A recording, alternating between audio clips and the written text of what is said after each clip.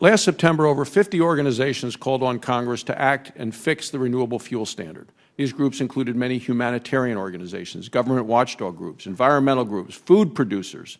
As I read your testimony, I noted that you didn't call on Congress to fix the renewable fuel standard, even though the humanitarian groups did it, the government watchdog groups did it, environmental groups did it, food producers did it.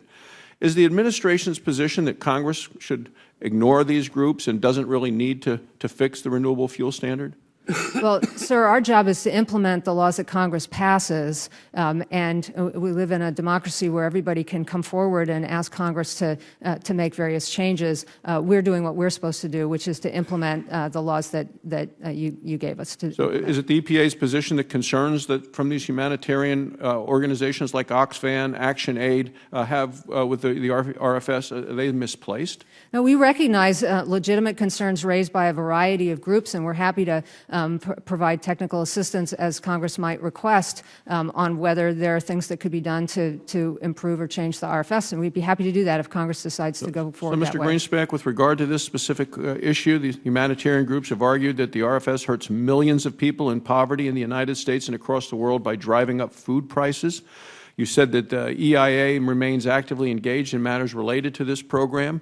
Would you be willing to examine the impact of the renewable fuel standard has had on wholesale food prices, specifically prices of corn, soybeans, wheat, dairy, beef, pork, poultry? I think that's a bit outside of our role, but we could certainly work with others in the U.S. government on that. Department of Agriculture would have a role. It's really a function of both demand and supply, and clearly the supply side of this as well as the demand side. But there are definitely agricultural products being used for fuel that affects the demand for agricultural products. That's in part why some people like the thing and why other people don't like it. Well, I'd like to follow up with you and work with you because I think it would benefit all of us. Thank you, Mr. Chairman. Thank you, Senator Barrasso.